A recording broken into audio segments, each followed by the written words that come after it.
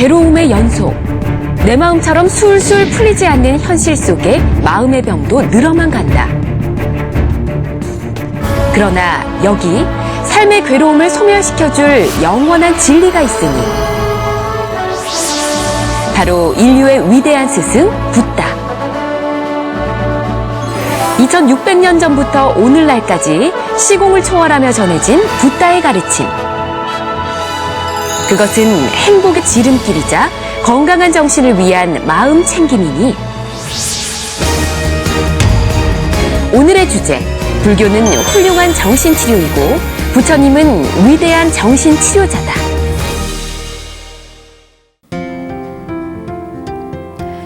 부처님의 지혜로 마음의 병을 치유하는 행복 처방전. 안녕하세요. 전현수 박사의 마음테라피 전혜원입니다. 그리고 제 옆에는 행복주치 정신과 전문의 전현수 박사님 나와 계십니다. 안녕하세요, 박사님. 네, 안녕하세요. 네, 반갑습니다. 불교는 훌륭한 정신치료이고 부처님은 위대한 정신치료자다. 이렇게 해서 여러 회에 걸쳐서 박사님과 이야기를 나눠보고 있는데 박사님께서는 정신과 전문이시잖아요. 네. 근데 박사님 개인적인 입장에서도 불교를 만난 건 정말 행운일 것 같다라는 생각이 들거든요. 어떠신가요? 행운이라고 표현하기보다 훨씬 더한 거죠. 네. 왜냐하면 불교를 만나서 내 인생에서 큰 도움이 됐고요. 우선 좀 괴롭지 않게 살아갈 수 있게 됐고, 네. 또 미래에 대해서 별 걱정 안 하게 됐고, 그다음 내 이제 본업인 정신과에도 불교가 영향을 많이 끼쳐서 네. 이제 사람들을 돕는데 좀 효과적으로 도울 수 있어서 내 인생의 불교라는 거는 내 인생 자체라고도 볼 수 있습니다.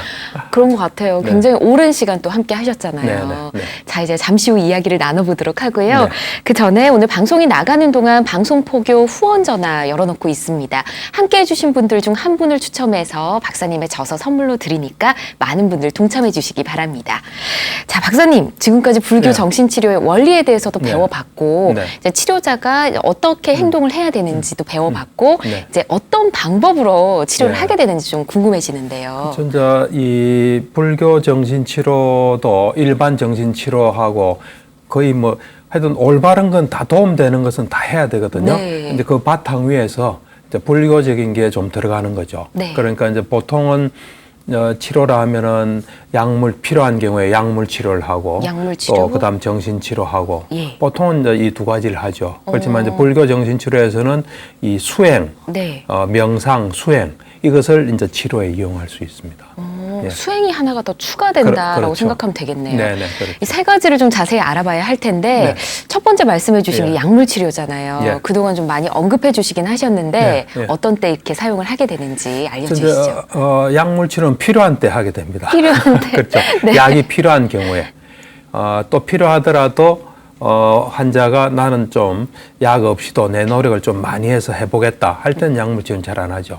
그렇지만 약물 치료가 꼭 필요한 경우는 합니다. 네. 그러니까 이제 어떤 경우가 필요한 경우냐면은 이제 사실 정신적인 문제가 있다 이러면 이제 있을 만한 뭐가 있어서 있는 거거든요. 예. 이제 정신적인 문제가 생기게 되면 정신적인 어떤 고통 또 육체적인 고통이 있어요.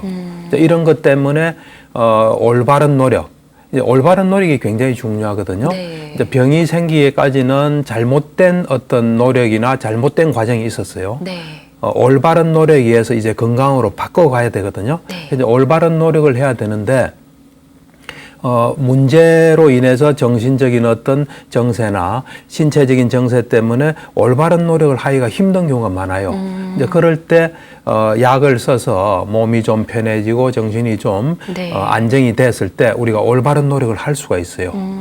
그래서 그런 원칙 하에 이제 약을 쓰는 거죠. 네. 그럼 이제 처음에는 약을 좀 많이 먹어야 될 거 아닙니까? 필요한 만큼. 네. 그럼 이제 약을 필요한 만큼 먹으면 약은 이제 많이 먹어서도 안 되고 적게 먹어서도 안 돼요. 그러니까 어떤 사람은 약을 좀 아주 싫어하고 거부하는 사람이 있어요. 예. 그것도 올바른 자세가 아니에요. 또 어떤 사람은 약을 지나치게 좋아하고 또 맹신해서 막 이래 약을 많이 먹으려는 사람이 있거든요. 그것도 좀 곤란해요. 그렇죠. 약은 언제나 적절하고 필요한 만큼 쓰는 게 좋아요. 예. 그래서 이제 올바른 노력을 하게 되면 건강한 부분이 많이 생기거든요. 그러면 약에 대한 필요성이 좀 줄어들어요. 줄어들고 나중에는 약의 필요성이 전혀 없을 상태까지 오거든요. 네. 그럼 이제 그때부터 올바른 노력을 꾸준히 하면 약이 필요 없는 시점은 어째 보면 정상인 수준에 도달하는 거죠. 그전에는 문제가 있다가 네. 도달하고 거기서부터 올바른 노력을 열심히 하면 다른 사람보다 훨씬 나아지는 거죠. 내가 옛날에 TV 봤을 때 네. 어떤 사람이 70살이에요, 남자인데 나왔는데 이 몸이 40대 정도밖에 안 보여요. 40대보다도 건강하죠. 운동을 많이 했을까요? 운동을 많이 해가지고. 그 사람 이야기를 들으니까 자기가 50살인가 그때 돼서 허리가 아파서 잘 서지를 못했대요. 그래서 이제 누가 운동이 좋다 해서 이제 운동을 한 거죠. 해서 허리는 나았어요. 네. 나았는데 그때부터 계속 운동을 한 거예요. 하다 보니까 이제는 훨씬 건강해졌어요. 정신적인 것도 마찬가지예요. 우리가 올바른 노력을 꾸준히 해서 정세가 없어지면 그때부터 또 계속 하게 되면 또 도인이 되는 거죠.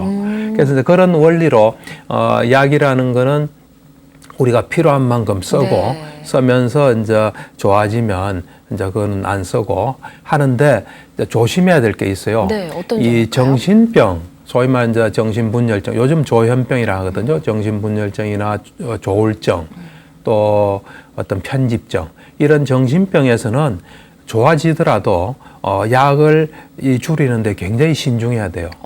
왜 그러냐면 이 정신분열증이라는 건 뇌에 어떤 화학물질, 신경전달물질에 엄청난 변화가 일어난 경우예요. 그래서 약을 써서 좀 안정이 되더라도 또 자극에 의해서 얼마든지 혼란될 수 있어요. 네. 그렇기 때문에 다시는 혼란되지 않을 어떤 생활하면서 스트레스가 오고 힘든 점이 오고 또 잠을 좀 못 잤다 할지라도 그런 혼란이 안 오는 게 이제 분명히 확실하게 자리가 잡혔다. 네. 이제 그럴 때 이제 약을 줄여서 또 잘 관찰해서 이거는 정말 확고하게 뭔가 토대가 잘 잡혔다 할 때 이제 치료자하고 상의해서 좀 끊어보면서 유심히 보고 해가지고 좋으면 이제 그대로 가는 거죠.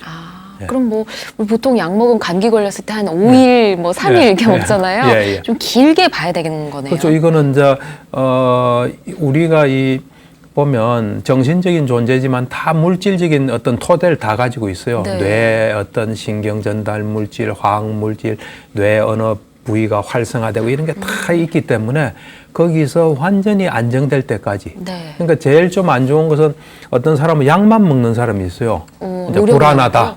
그럼 불안한 약 먹으면 좀 안 불안해지거든요. 예. 근데 이제 올바른 노력은 안 하고 약만 먹어서 좀 좋아지면 또 생활하다 보면 또 불안해지고 그래서 이 근본적인 대책이 굉장히 중요해요. 그렇군요. 네. 근데 이제 이런 정신적인 병이 좀 네. 많이 심하신 분 같은 경우 입원하는 경우도 있잖아요. 그렇죠. 네. 정신병은 이제 입원을 생각 안 할 수가 없어요. 왜냐하면 정신병은 약물 치료가 꼭 필요하거든요. 네. 아까 말했다시피 어떤 신경전달 물질이나 화학물질 또 뇌 어느 부위가 굉장히 어떤 과도한 활성화된 예. 그런 것들을 좀 이렇게 안정시키려면 약이 필요하거든요. 네. 근데 정신병 상태에서는 자기가 정상인 줄 알죠. 왜 그러냐면 자기 눈에 그렇게 보이니까요. 네. 약 먹게 하기 위해서 보통은 입원해야 됩니다. 이 정신병은 보면은 치료 시기 조기에 치료하는 게 제일 중요해요. 조기 치료요. 그렇죠. 치료를 놓치면 만성화되면은 참 힘들어요. 그래서 적절하게 초기에 치료하는데 초기 치료의 가장 핵심은 약물 치료예요. 그래서 이제 정신과에서 정신과는 좀 여러분들이 좀 잘 알아두셔야 될 게 입원이 근본적인 치료는 아니에요. 몇 가지 어떤 필요성에 의해서 입원을 시켜요. 입원하지 않고 일상생활하면서 치료하는 게 가장 좋다면 그게 가장 좋은 치료예요. 근데 불가피한 경우만 입원하거든요. 예. 첫 번째가 이제 정신병 같이 약이 꼭 필요한데 네. 먹지 않은 경우는 꼭 입원을 해야 돼요. 두 번째는 이제 사람이 병이 나면은 위험한 행동을 하는 사람들이 있어요. 네. 뭐 남을 해친다든지 또 자기를 해친다든지 막 돈을 막 쓴다든지 뭐 여자인데 성적으로 굉장히 문란해진다든지 이제 그런 경우에 보호하기 위해서 예. 또는 이제 어떤 경우는 자살 위험성이 있는 경우에 맞아요. 입원을 해야 돼요. 자살 위험성이 있는 사람은 변화가 필요하거든요. 그래서 일단은 이 입원을 시키면 이 환자 자체도 굉장히 안정돼요. 예. 안정되면서 이제 조건의 변화가 일어나요. 그 다음은 이제 이 사람한테 맞는 약을 찾기 위해서 입원하는 경우도 있어요. 이제 이 약, 저 약 찾아 먹어도 잘 안 되고 예. 이러니까 그러면서 상태는 좀 안 좋고 그런 경우는 맞는 약이 있는지 찾기 위해서도 입원하는 경우도 있고 그래요. 입원을 꼭 부정적으로만 생각하는 건 또 아닌 것 같다는 생각이 드네요. 그렇죠. 예. 약물이나 입원이나 필요할 때 사람은 자기가 있을 자리에 있어야 돼요. 적절하지 않은 곳에 가면 뭐 문제를 일으켜요. 네. 그렇군요. 약물 치료에 대해서 좀 알아봤고요. 네. 두 번째 말씀해 주신 게 정신치료였습니다. 네, 네. 이 정신치료에서는 어떤 것들이 또 일어나게 될까요? 그러니까 이제 정신치료는 약물 치료가 중요하긴 하지만 약물 치료만으로는 한계가 있어요. 예.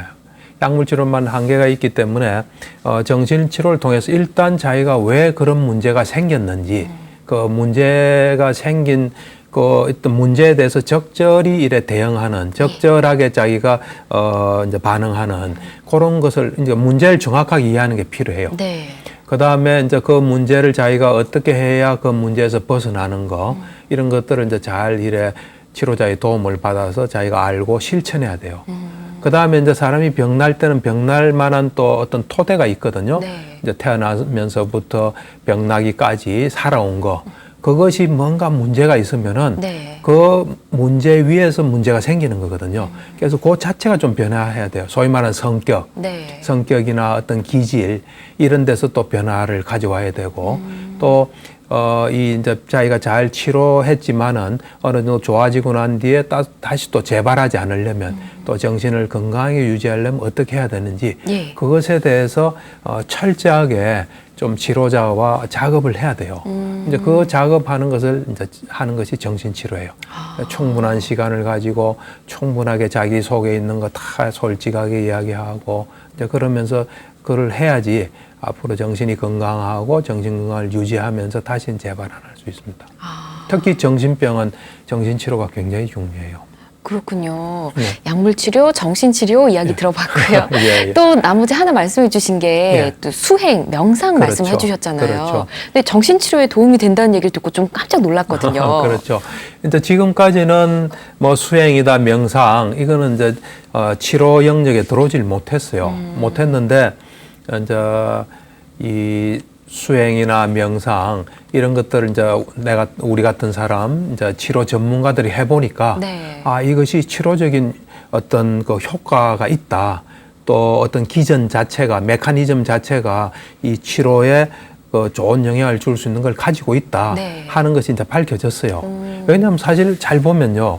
우리가 정신적인 문제가 생기는 것도 네. 우리가 정신을 잘 일에 쓰지 못하기 때문에 정신을 병나게끔 어떤 우리 마음 같은 마음을 병나게끔 하는 그런 대상으로 많이 갔기 때문에 이게 병이 생기는 거거든요. 네. 그러니까 이제 이 수행이라는 게 핵심이 이래 보면 이 건전한 대상에 가는 거예요, 사실은. 이제 불건전한 대상에 자꾸 가다 보니까 네. 이게 병이 생긴 거예요.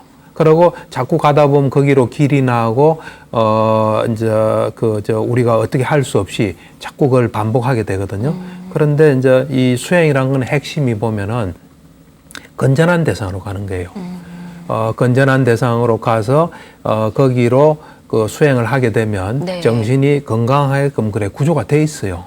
예. 그러니까 이 수행을 통해서 우리가 정신이 건강할 수 있는 거예요. 네. 또 그리고 수행이 가진 그 효과의 가장 중요한 거는 뭐냐면 아무리 우리가 치료자가 치료를 잘하고 네. 약을 잘 쓰고 하지만 치료자하고 가족이 아닌 이상은 또 가족이라도 떨어져 있는 시간이 많잖아요. 네. 자기 혼자 있는 시간이 많잖아요, 네. 환자가.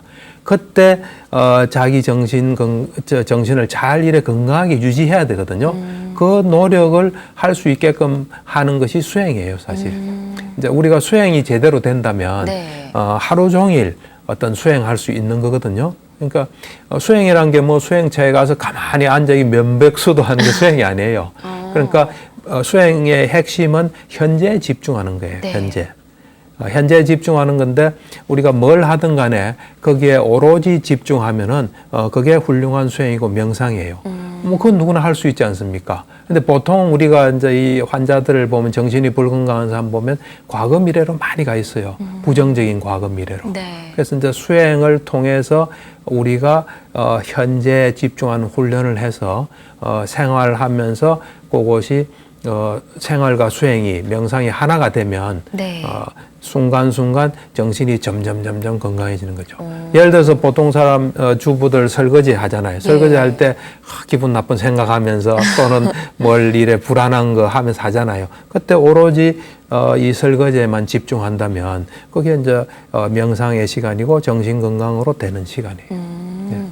수행을 본인이 잘 했다고 느끼면 본인이 어떤 것들을 좀 느낄 수 있게 되나요? 그렇죠. 이제 좀 전에 내가 이제 명상의 본질은 뭐고 명상이 이제 치료적이다 했지만은 네. 좀 치유적 기능에 대해서 좀 이야기를 하면 명상이 이제 본질은 현재에 집중하는 거예요. 또 정말 명상을 하려면 이제 몸과 마음의 속성이 뭔지, 네. 본질이 뭔지 알려고 노력하면서 현재에 집중하면 이제 훌륭한 명상이 되죠. 그렇지만 현재 집중 자체도 훌륭한 수행이고 명상이에요. 그 이제 그렇게 현재에 집중하게 되면 치유적인 어떤 현상이 일어나요. 어떻게 해서 일어나냐면은 현재 일어나고 있는 일에 집중하잖아요. 예. 그럼 이 현재에 집중한다는 건 우리 마음이 어떤 그 잡념이나 딴 데 흩어짐 없이 그 일어난 현상에 딱 이렇게 가 있는 거거든요. 네. 마음의 기능은 아는 거예요. 알아차린다. 아는 거예요. 그러니까 뭘 보면 그대로 아는 거예요. 근데 우리가 이제 그 마음을 오로지 아는 기능이 발휘하게끔 이래 대상에 가지를 못하고 감정이나 뭐 딴 게 막 섞여 있어 가지고 알지를 못해요. 네. 근데 이제 명상을 하게 되면 이 아는 기능이 오로지 이래 향하고 이 기능을 발휘하기 때문에 알게 돼요. 그러면 첫 번째로 우리가 알 수 있는 게 이 몸과 마음의 속성을 알게 돼요. 그러니까 우리가 간단하게 설거지하면서 여기에 이제 집중하는데 이걸 오랫동안 하다 보면 여기서 일어나는 건 결국 몸과 마음이 작용하는 거예요. 손이 움직이지만 손이 그냥 움직이는 거 아니거든요. 예. 설거지 해야 되겠다는 마음의 의도에서 움직이는 거예요. 그래서 몸과 마음의 속성을 잘 알게 돼요. 몸이 어떤 속성을 가졌고 마음이 어떤 속성을 가졌다. 그걸 잘 알게 되면 몸과 마음의 속성에 맞게 하게 돼요. 맞게 하게 되면 맞지 않게 했을 때 오는 정신 불건강, 정신적인 문제가 많이 없어져요. 그러니까 우리는 사람들은 몸이 되게 중요하다고 생각하잖아요. 네. 아주. 그렇지만 몸이란 건 그냥 있는 거예요. 이 마음이 움직이면서 마음이 어떤 반응을 하면서 우리가 행복하고 불행해지는 거거든요. 그래서 초점을 이래 마음에 가게 돼요. 그래서 이 몸과 마음의 속성을 잘 알므로 해서 우리에게 정신건강에 도움되는 게 우선 명상의 첫 번째 기능이에요. 두 번째는 뭐냐면 명상을 많이 하게 되면 생각이 줄어들어요. 네. 네. 이 생각이, 부정적인 생각이 정신병의 근원이에요. 사실은 정신 불건강에. 그것이 우리가 이 현재에 집중하게 되면 마음은 한 번에 한 곳을 갈 수밖에 없거든요. 그래서 현재에 집중하면 생각이 확 줄어들어요. 확 줄어들고 아주 이 현재 집중이 잘 되면 생각이 없어져요. 네. 그러면서 이제 부정적인 생각이 없어지고 이제 긍정적인 생각은 어째 보면 긍정적이라고 사람은 말하지만 내가 볼 땐 시간 낭비 내지는 현재에 갔을 때 알 수 있는 어떤 진리를 보고 지혜를 보는 그런 걸 못 하는 거예요, 사실은. 그래서 어쨌든 두 번째는 부정적인 생각이 줄어들어서 네. 우리가 점점 건강해져요. 이제 그 다음에 세 번째 우리가 명상이 가진 치유적인 기능은 이 있는 그대로 알게 돼요. 있는 그대로. 우리가 모르면서 뭘 하다가 문제가 많이 생겨요. 네. 투자도 모르면서 이거 잘 될 것 같아서 했다가 실패하잖아요. 그러니까 이 명상의 치유적인 기능 중에 하나가 있는 그대로 아는 지혜가 많이 생겨요. 분명한 알미 생겨요. 이제 그 다음에 또 명상이 가진 치유적인 기능 중에 하나는 인과의 법칙을 깨닫게 돼요. 네. 우리는 그냥 어떤 원인 결과, 필연적인 어떤 결과로서 현재 뭐가 일어난다는 걸 잘 몰라요. 그러니까 뭔가 무질서한 가운데 억울하게 재수가 없어서 이런 걸 많이 생각하거든요. 그쵸. 그것 때문에 화도 나고 한데 명상을 오랫동안 하다 보면 있는 그대로 보면 인과의 법칙을 알게 돼요. 이제 인과의 법칙에 따라서 살게 되면서 불필요한 화나 욕심 이런 것들이 많이 없어져요. 이제 그 다음 우리가 또 생각할 수 있는 명상의 치유적 기능은 관찰적 자아가 생겨요. 관찰적 자아. 이건 이제 정신분석 용어인데, 네. 이제 우리가 이제 정신분석에서는 그 슈퍼 이고라 해서 초자, 그 다음에 자아, 이더. 이제 이더는 뭐 본능과 같은 거예요. 네. 이제 초자는 양심이고, 그래서 그 중간에서 이 둘을 조정해서 현실에 살아가게끔 하는 게 자아라 그러거든요. 자아에는 두 종류가 있어요. 네. 경험적 자아와 관찰적 자아가 있어요. 경험적 자아는 그냥 행동하는 거예요.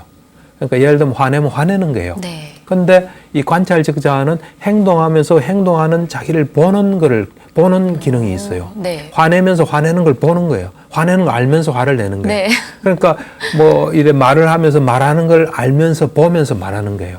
이 관찰적 자아가 생겨요. 명상을 해보면은. 그러면 이게 생기는 게 왜 중요하냐면 이걸 하면서 이게 있잖아요. 네. 경험적 자아가 발동하면서 관찰적 자아가 같이 따라 붙잖아요. 네. 그러면 뭔가 이건 나한테 손해된다 멈출 수가 있어요. 컨트롤이 돼요. 네. 그러니까 자기를 컨트롤하는 이제 어떤 기구가 도구가 생기는 거예요. 통제할 수 있는 뭐를 만드는 게 관찰적 자아인데 명상에서 일어나는 걸 계속 관찰하다 보면 자기를 관찰하게 되고 자기 속에서 일어나는 변화들을 보게 돼요. 그래서 이제 관찰적 자아가 생기게 돼요. 네. 예. 이제 맨 마지막으로 또 생각할 수 있는 거는 명상의 치유적 기능은 이제 세상이 어떤 식으로 움직이나 세상이 움직이는 원리를 알게 돼요. 그러니까 내가 말한 불교 정신치료의 원리는 현재 있다가 다 알게 된 거예요. 네, 지금까지 이야기한 것들이 다 서로 연결돼 있어요. 그래서 내가 볼 때는 명상은 훌륭한 치유적인 기능을 가지고 있고 네. 명상을 잘 활용하면 정신적인 문제를 해결하는 데 큰 도움이 될 거예요. 말씀을 듣고 보니 이 수행을 하다 보면 하나씩 이 치료적 기능을 깨달아가는 예. 그런 과정을 좀 얘기해 주신 것 같다는 생각이 예, 듭니다. 예. 근데 이런 수행을 통해 있는 그대로의 지혜를 또 얻게 되면 예. 이 정신치료에 많은 도움이 된다는 거죠. 그렇죠. 내가 보면 어째 보면 이제 치료의 진정한 시작은 네. 실제를 보고자 하는 노력이에요. 우리는 보통 뭐 이제 정신적인 문제 가진 사람뿐만 아니라 모든 사람이 자기 생각으로 살아요. 예. 그 자기 생각과 실제가 같다고 생각해요. 그렇게 생각하다가 실제하고 다르게 나타나면 그게 소위 말하는 실패예요. 아유. 실패를 당하면 그때는 정신 차리지만 평소에 내 생각과 실제가 다르다. 예. 그래서 실제를 면밀히 보려는 노력을 하는 사람 드물어요. 근데 환자는 그것이 더 안 된다 보면 돼요. 그렇죠. 그냥 내 생각, 내 감정으로 사는 거예요. 거기서 이 실제를 보려는 노력, 내 생각과 실제가 다를 수 있다. 차이 날 수 있다. 그래서 생각을 스톱하고 실제를 보려는 노력, 그것이 어찌 보면 이제 진정한 치료의 시작이에요. 그래서 내가 치료세에서 가장 중점을 두는 부분이 그 부분이에요. 누구나 해야 되는 노력인 그렇죠. 거네요. 그렇죠. 실제를 보려는 노력, 네, 정신치료에 그렇죠. 도움이 된다 말씀해 네. 주셨는데 네. 이 노력 외에 또 다른 방법들이 있을지 좀 궁금하거든요. 그렇죠. 뭐 여러 가지 이거는 왜냐하면 아픈 사람이 여러 가지 아픔이 있어요. 네. 사람마다 다 경우가 다르고 그렇기 때문에 그에 또 해당 도움되는 걸 찾으면 또 다양해요. 그래서 이제 내 경우는 책도 많이 활용을 해요. 책이요? 네, 책. 그러니까 그 책을 봐서 좀 도움이 된다. 그러면은 예를 들면 강박증이 있는 환자가 있다. 그럼 강박증에 좋은 책이 있잖아요. 네. 그럼 그걸 또 이제 소개해 주죠. 그리고 또 인생 살아가는데 큰 도움이 될 만한 책이 있다. 그럼 또 소개를 해주고 책이 또 치료에 많은 도움이 돼요. 어떤 사람은 뭐 독서 치료 이런 것도 있는 모양이더라고. 하여튼 환자한테 도움되는 건 다 활용해야 돼요. 그리고 이제 치료자의 경험도 또 도움이 되죠. 네. 내가 이런 경험했다. 그래서 이런 도움이 된다. 그 도움이 된다고 어떤 환자는 와서 그래. 또 해줄 이야기 없습니까? 와서 자꾸 물어봐요. 이제 그런 것도 되고, 그 다음에 내가 이제 꼭 해주고 싶은 이야기는 이 정신 건강에 잠이 굉장히 중요해요. 잠. 잘 자야 되는 건가요? 그렇죠. 잘 자야 예. 되고, 아까 말한 그 정신병 있는 사람이 며칠 못 잔다든지 하면 병이 막 또 생길 수 있거든요. 그래서 잠이라는 건 되게 중요해요. 정신적인 문제가 있든 없든 다 중요해요. 예. 그래서 이제 잠에 대해서 내가 좀 간단하게 이야기할게요. 네. 잠 잘 자는 법. 저도 궁금해요. 예. 잘 자고 싶어요. 그래서 이제 한번 내가 간단하게 좀 이야기를 해주는 게 좋을 것 같아서. 네. 잠은 우리가 자고 싶다고 자는 것도 아니고 안 자고 싶다 안 자는 건 아니에요. 물론 뭐 약간의 노력의 차이 이제 작용은 하겠지만 잠은 기본적으로 자율신경계에 의해서 돌아가는 시스템이에요, 일종의. 자율신경계. 자율신경계. 예. 자율신경계는 두 가지가 있어요. 네. 자율신경계는 하나는 교감신경이 있어요. 또 하나는 부교감신경이 있어요. 네. 잠은 교감신경이 활성화되면 잠에는 방해가 돼요. 잠에는 도움이 안 돼요. 근데 부교감신경이 활성화돼야 잠을 잘 자게 되거든요. 네. 근데 이 교감신경이란 거는 뭔가 애쓰는 거예요. 애쓰는 거. 그래서 뭐 전투할 때 제일 필요한 게 교감신경이 싸우고 전투하고 이럴 때 가장 필요하고 한데 이 애쓰는 마음이에요. 그러니까 이 애쓰는 마음인 교감신경이 활성화되면 잠에 도움이 안 돼요. 그러니까 예를 들어서 내가 잠을 자야지 안 자면 큰일인데 내일 뭐가 있는데 하는 건 다 교감신경이에요. 억지로 자려고 하는 게 도움이 안 된다는 거네요. 안 되죠. 그게 교감신경이에요. 부교감신경은 한마디로 탁 놓은 거예요. 뭐 애쓰는 마음이 하나도 없는 게 부교감신경이에요. 그래서 잠을 잘 자려면 부교감신경이 활성화되게끔 해야 돼요. 어떻게 해야 되는 걸까요? 어떻게 하냐면 예. 내가 딱 정답을 이야기해 줄 네. 테니까 그대로 하시면 돼요. 보통 몇 시에 잤다가 몇 시에 일어나면 제일 좋습니까? 몇 시에 자고 저는 몇 시에 마음은 항상 예, 예. 11시쯤 자서 예. 한 6, 7시에 일어나고 그렇죠. 싶은데 예. 잘 안 되더라고요. 잘 안 되죠. 예. 그러면 누가 서울대 의대 교수 암을 연구한 사람이 11시에 자는 게 제일 좋다 그러더라고요. 정말요? 예, 11시에 자는 게. 그러면 앞으로 예. 잠이 오든 안 오든 11시에 일단 누우세요. 잠이 오든 안 오든. 그냥 누워만 있을까요, 일단은? 일단은 불을 끄고 누우세요. 네. 불을 끄고. 불 네. 끄는 게 굉장히 중요해요. 불을 꼭 불안한 끄고요. 사람은 예. 불을 잘 못 끄더라고. 그럼 자꾸 악순환되는데 어쨌든 11시에 잠이 오든 안 오든 불을 끄고 누우세요. 누우면서 어떤 마음을 가지면 되냐면 처음에는 이렇게 하루를 끝내고 누울 수 있어서 참 좋다. 못 눕는 사람도 있어요. 쫓기는 사람은. 네. 그러니까 내가 이래 하루를 끝내고 누울 수 있어서 참 좋다 하면서 딱 누워요. 그 다음에 이제 부교감신경이 활성화되는 길이에요. 이거 어렵지 않아요. 어떤 건가요? 어떤 거냐면은 이제부터 내가 잠이 오면 자고 안 오면 쉰다 하고 누워 있는 거예요. 네, 이제부터 내가 잠이 오면 자고 안 오면 쉰다. 네. 편안한 마음으로. 쉬는 것도 이제 누워서 쉬는 거네요. 그렇죠. 누워서 쉬는 거예요. 눈 감고 누워서. 그러니까 우리가 보통은 이제 잠이 안 오면 막 돌아다니잖아요. 요즘 같으면 휴대폰도 하고 컴퓨터도 하고 뭐 TV도 보고 그러고 이제 보통 보면 서양에서 주로 넣은 네. 불면증 대처법에는 보면 잠이 안 오면 눕지 마라 그러거든요. 그거 굉장히 피곤해요.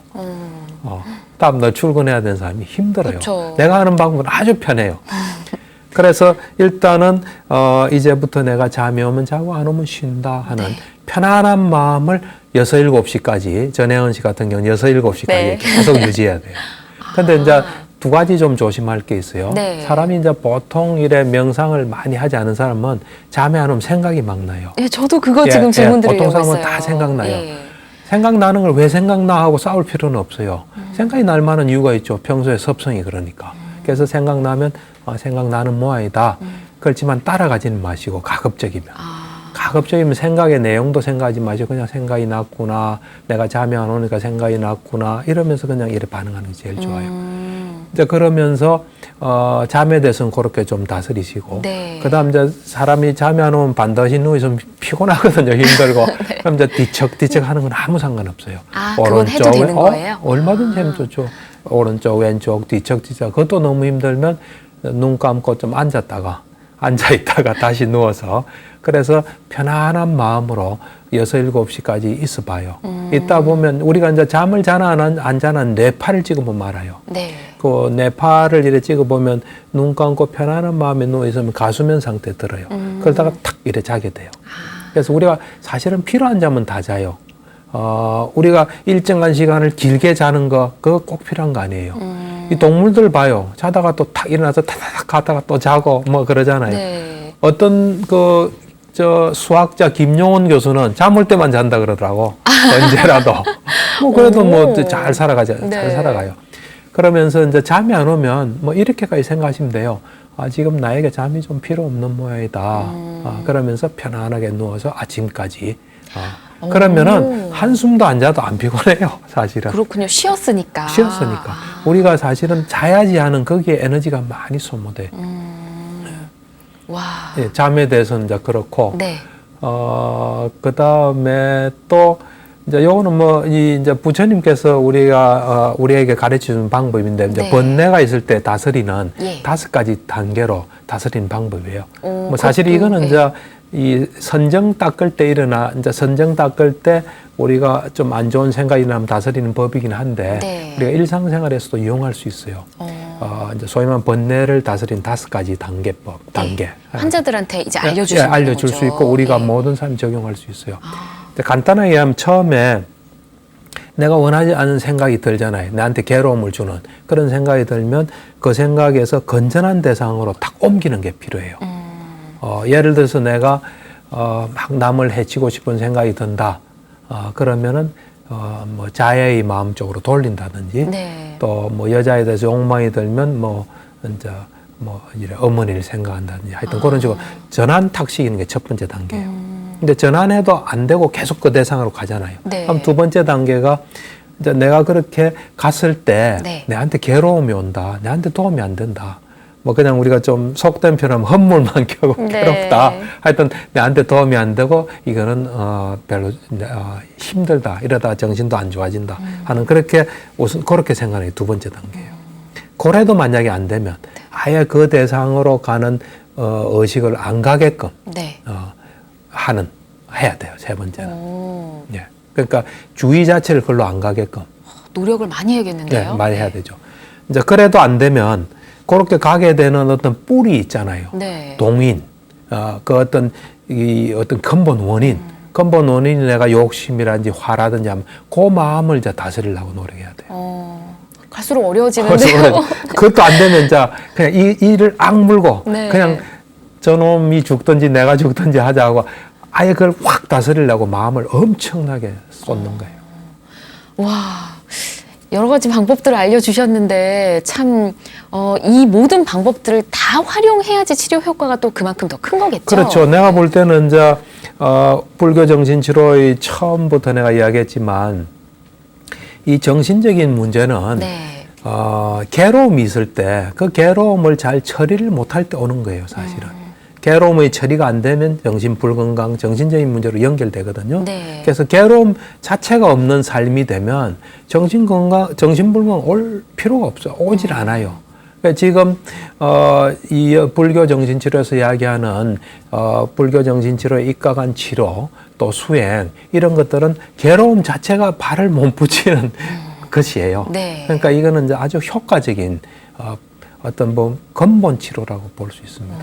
그냥 우리가 좀 기존에 하던 치료들은 네. 좋은 마음을 가져야지 또 뭐 운동도 해야지 뭐 이래 기분 전환도 해야지 하는 거는 좀 이 나쁜 게 이래 끼어들 여지가 많아요. 그렇군요. 그렇지만 이제 이 부처님이 우리에게 제시한 이 불교 정신 치료 여러 가지 우리를 정신 건강하게 하게 하는 그런 요소를 총집결해서 순간순간 내가 존재하는 순간순간 마음을 잘 다스리면 아주 효과적으로 우리 문제를 해결할 수 있습니다. 그렇군요. 불교 정신치료를 통해서 또 잘 완치가 된 분들도 물론 많으시겠죠? 네. 환자분들 중에도 있으실 것 같은데. 그렇죠. 네. 환자분 중에서도 아주 어렵다는 강박증 이런 경우도 예. 이런 이제 수행을 통해서 그런 데서부터 크게 피해 안 받고 생활하는데 지장 없는 이 놀라운 경우들도 많이 봤고 예. 하여튼 이거를 잘 자기가 실천만 한다면 굉장히 좋은 치료 효과를 볼 수 있어요. 그렇군요. 네. 아, 그렇다면 이 불교 정신치료가 확실하게 도움이 된다는 걸 알 수가 있었는데 네. 이런 치료법을 하고 싶으신 분들, 치료자가 되고 싶으신 분들은 네. 어떤 과정을 좀 거치면 좋을까요? 그러니까 이제 보통은 우리가 이제 다른 정신치료 같은 경우는 치료자가 되기 위한 수련 과정으로서 3가지가 있어요. 예. 하나는 이제 자기 분석을 받고 네. 교육 분석이죠. 자기가 이제 환자가 돼서 자기 치료를 받는 거죠. 그 다음에 두 번째가 이제 사례 지도. 네. 자기가 치료한 사례를 지도받고, 그 다음은 이제 그간의 그 학파의 경험을 배우는 네. 이제 세미나 참석. 이론 예전에 공부. 한번 또 예, 정리를 이야기했죠. 해주셨던. 예, 예. 요거하고 구조가 거의 같아요. 같은데 이제 수행이 하나 추가되죠. 그러니까 첫째가 이제 불교 정신치료를 전공한 사람한테 자기 분석을 받겠죠. 네. 교육 분석을 받고 그 다음에 이제 사례, 자기가 치료한 사례를 또 지도받고. 그 다음 이제 이제 그 다른 학파의 치료가 두 가지로 이제 된다고 보시면 돼요. 두 가지로요? 예, 예. 하나가 두 개로. 하나는 이제 불교 공부, 예. 또 하나는 수행. 요렇게. 예.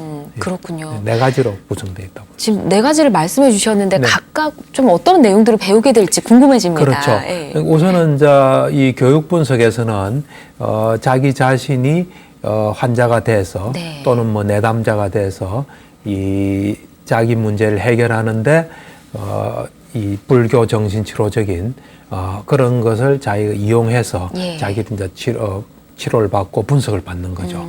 그걸 이제 그런 분석을 통해서 자기 문제를 해결하는 경험을 하게 되는 거죠. 예.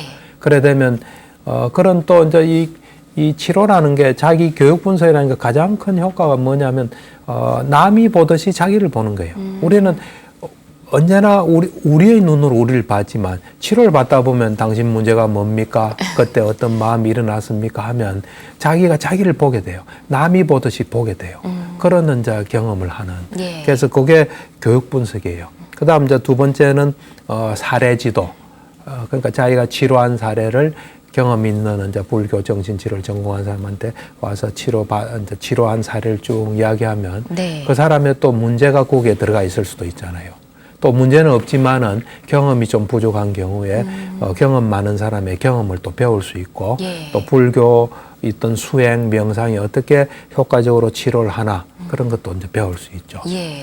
그 다음은 불교 공부. 이제 불교 공부는 내가 볼 때는 이 불교 경전, 이제 니까야라든지 또는 아비담마, 율장 이 자체가 훌륭한 불교 정신치료 교과서예요. 네. 이제 그 중에서도 정신치료에 활용할 수 있는 경전들 또 꼭 이제 정신치료에 활용은 아니지만 불교의 어떤 사성제 8정도라든지 훌륭한 하여튼 불교의 어떤 수행법 네. 이런 것들을 이제 철저히 공부하면서 이게 정말 우리한테 적용될 수 있는 거지 보편적인 경험인지 그런 이제 공부를 하는 거죠. 예. 하고 이제 마지막이라기보다 이제 그 불교 공부한 것을 자기가 실제로 수행을 해봐서 이제 부처님께서 몸은 너게 아니다. 네. 한 거 자기가 정말 자기 아닌지 이제 경험해야 되는 거죠. 그리고 정말 생각은 내가 하는 게 아니라 떠오르는 건지 자기 자신 관찰, 수행 이런 걸 이제 충분히 경험해서 이것이 불교에서 말하는 게 보편적인 경험이고 정신적인 문제를 가진 사람한테 쓸 수 있구나 하는 자기가 직접 체험을 해야 되는 거죠. 네, 지금까지 5시간에 걸쳐서 불교는 훌륭한 정신치료고 부처님은 위대한 정신치료자다라는 주제로 이야기를 네. 나눠봤는데 네. 모든 내용을 지금 한마디로 요약하기는 힘들겠지만 네, 일단 불교 정신치료가 긍정적인 영향을 미친다. 이거는 네. 맞는 거죠? 그렇죠. 그러니까 이제 지금 서양에서도 보면은 인지행동 치료라는 게 있어요. 네. 그게 이제 초창기, 그 다음에 2세대, 3세대 있는데, 지금 3세대는 불교가 다 들어가 있어요. 마음 챙김이나. 이제 불교란 말은 종교니까 좀 거부감을 줄 수 있으니까, 그런 말은 빼죠. 예. 빼지만은 그 핵심은 다 불교예요. 네. 그런 것들이 이제 다 들어가는. 그러니까 불교가 어찌 보면 프로이드나 융이나 또 여러 가지 훌륭한 정신치료자들이 경험과 관찰과 여러 가지를 통해서 한 그 속에 네. 뭔가 부족한 부분이 있는 거예요. 그 부족한 부분이 있던 사람들이 이제 부족한 걸 메꾸기위해서 막 경험하다 보니까 불교를 만난 거죠. 부처님이 밝혀놓은 위대한 지혜에 접속한 거예요. 그래서 거기서 뭔가를 받아다가 이래 들어가기 때문에 이 불교 정신치료는 기존의 정신치료를 보완할 수 있는 아주 훌륭한 치료가 될 수 있습니다. 네, 잘 알겠습니다. 네. 그럼 지난 시간에 얘기해 드린 대로 시청자분의 고민을 풀어보는 네. 시간을 좀 가져보고 싶은데요. 사연부터 좀 전해드리겠습니다. 네. 네, 저와 남편은 성격이 달라도 너무 다릅니다. 이렇게 다른데 어떻게 결혼을 했나 싶을 정도인데요. 늘 마음이 달라서 힘든 저희 부부에게 어떻게 해야 같은 마음으로 부딪힘 없이 잘 살 수 있는지 박사님께 조언을 구합니다. 라고 보내주셨는데요. 네. 어떻게 하면 마음을 하나로 모을 수 있을까요? 많은 분들이 함께 하실 수 있는 고민인 것 같아요. 근데 이제 사실은 부부는 이제 마음이 다른 사람끼리 모여 살 수밖에 없죠. 살 그렇긴 수밖에 하죠. 없고 예. 이제 그게 현실이죠. 현실인데 그런 만큼 또 힘들 수 있죠. 네. 나는 이제 불교 쪽을 이제 하면서 이래 경전도 보고 이러잖아요. 하면서 이 불교에서 어떤 가능성을 보는 경우가 많았어요. 근데 마음이 하나 되는 그런 경을 내가 하나 발견했어요. 어떤 경인가요? 어떤 경이냐면은 예. 맞지만 니까야. 네. 에 나오는 경 중에 하나인데 고신카 법문의 작은 경이라는 경이 있어요. 네. 그걸 보다가 내가 놀랬죠. 어떤 내용이 있던가요? 인간이 이런 경지에 도달할 수 있구나. 불교라는 건 참 대단한 거구나. 이제 그때 이제 부처님 당시의 이야기예요. 예. 이제 부처님께서 가끔 제자들을 이제 찾아가서 격려도 하고 점검도 하고 또 업문도 풀어주고 이런 걸 하셨거든요. 네. 그래서 이제 그 당시에 부처님 제자 중에 뛰어난 제자 중에 한 사람이 아누루따예요. 네. 천안제일이라 그래요. 그래서 이제 이 왕 아누루따를 포함해서 세 사람이 수행을 하고 있었어요. 네. 어느 공원 그쪽에 뭐 경치 좋은 데서. 이제 부처님께서 이제 방문했죠. 그러니까 그쪽을 지키는 사람이 여기 훌륭한 자제들로서 출가한 분들이 있는데 그거 좀 가라고. 그러니까 부처님께서 내가 이제 누구다 했겠죠. 그래서 이제 들어가라 이래 된 거죠. 이제 들어가서 이제 세 사람을 두고 여러 가지를 점검해요. 뭐 이제 탁발하는데 어려움이 없나, 그 다음에 화합해서 잘 지내느냐, 네. 또 열심히 수행하느냐, 수행해서 뭘 경험했나, 이제 그걸 쭉 점검하는데 그 중에 하나가 화합하는 걸 물어볼 때 네. 그 대답이에요. 그러니까 이제 부처님께서 이렇게 물어봐요. 물과 우유처럼 화합해 있느냐, 물하고 우유가 이래 탁 섞이면 아주 그냥 하나가 되는 모양이더라고요. 네. 이제 그 다음에 이 부드러운 눈빛으로 보느냐, 뭐 그래 물어봐요. 그러니까 아누루따가 이렇게 대답해요. 내가 이 두 사람과 이 훌륭한 두 사람과 같이 이래 수행하는 건 나에게 큰 도움이 되고 나에게 너무나 이익되는 일이다. 그래서 나는 이 사람들이 있을 때나 없을 때나 이 사랑의 어떤 자애로운 말을 한다. 또 자애로운 행동을 하고 내 마음으로 자애로운 생각을 한다. 그러고 난 뒤에 이제 그 다음 말이 대단한 말이에요. 네. 더 나아가서 내가 이런 생각을 했다. 내 마음을 없애고 저 두 분의 마음으로 내 마음을 삼으면 어떨까? 그리고 내 마음을 없애고 그 사람의 마음으로 내 마음을 삼고 살고 있습니다. 그래요. 그러니까 부처님께서 이제 다음 사람한테 또 물어봐요. 네. 그래 어떻게 화합해서 지내는가? 똑같은 대답을 하더라고. 서로 뭐 언론한 건 아니겠죠. 그러니까 자연스럽게 그런 지혜로운 마음이 일어난 거예요. 그러니까 다 같이 하니까 똑같은 대답이에요. 하나의 마음만 있는 거예요, 거기에는. 마음이 둘이 없으니까 충돌이 안 되죠. 그러니까 그걸 내가 보고, 참 대단한 경지에 이런 분들이다. 이거를 어떻게 좀 실천할 수 있는 길이 없을까. 가장 뭐 필요한 건 부부간이겠죠. 아까 그 사연도 부부지만. 네. 그래서 가급적이면 뭐 그렇게 참 하면 좋겠죠. 예를 들면 이제 적용을 하면 이 사람과 내가 뭐 남자 같으면 여자, 이 사람과 내가 같이 참 사는 거는 도움도 너무너무 많이 받고 참 좋은 일이다. 그리고 많은 것도 또 알게 됐고 내가 준 것보다는 훨씬 많이 받는다. 이렇게 도움 많이 받는다. 그래서 이렇게 참 도움도 많이 받고 참 좋으니까 내가 이 사람이 보일 때나 안 보일 때나 자애로운 마음과 행동과 말을 해야 되겠다. 그리고 더 나아가서 내 마음을 없애고 저 사람의 마음으로 내 마음을 삼고 살겠다. 네. 뭐 이제 그런 마음을 좀 가진다면 적어도 생각이라도 한다면 도움이 되지 않을까 이제 그래 생각해 본 적이 있죠. 상대방의 마음을 내 마음 삼아 그렇죠. 하나 되는 노력을 하면 된다. 네, 그렇죠. 기억하시면 좋을 것 같습니다. 이렇게 답변을 전해드리고요. 네.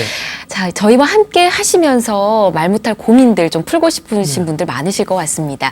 마음테라피 홈페이지에 그 사연을 남겨주시거나 100원의 유료 문자 샵 1252번으로 보내주시면 저희가 고민 함께 또 풀어보도록 하겠습니다.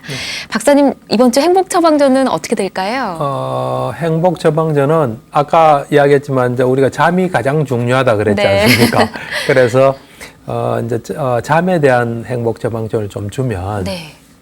아까 이야기한 대로 우리가 누웠을 때 네. 이제 잠이 오면 자고 안 오면 쉰다 이런 마음으로 좀 누워 있는 게 좋을 것 같아요. 편안한 마음으로. 저는 이미 오늘부터 11시에 누워봐야지라고 마음을 먹었는데 잘 실천해 보도록 하겠습니다. 네. 자, 이제 다음 주에는 어떤 주제로 저희 만날 수 있을까요? 그렇죠. 지금까지는 이제 이 프로 마음 테라피 2가 네. 이제 크게 세 부분으로 구성되어 있는데 이제 마음 부분, 마음 치료, 마음 부분이 오늘로서 끝이에요. 예. 끝이고 이제 다음에는 이제 두 번째 부분인 이 불교에 대해서 네. 뭐 종교로서의 불교라기보다 보편적인 경험, 보편적인 진리로서의 어떤 불교에 대해서 이제 이야기를 할 겁니다. 네, 불교에 대해 또 많이 알 수 있을 것 같아서 기대가 되는데 예. 전은수 박사님께서 전해주시는 불교 이야기도 여러분 많은 관심 부탁드립니다. 오늘 함께해 주신 박사님 고맙습니다. 예, 감사합니다. 네, 붓다의 가르침으로 마음의 병을 치유하는 시간 전현수 박사의 마음 테라피. 저는 다음 주에 다시 인사드리겠습니다. 여러분 성불하십시오.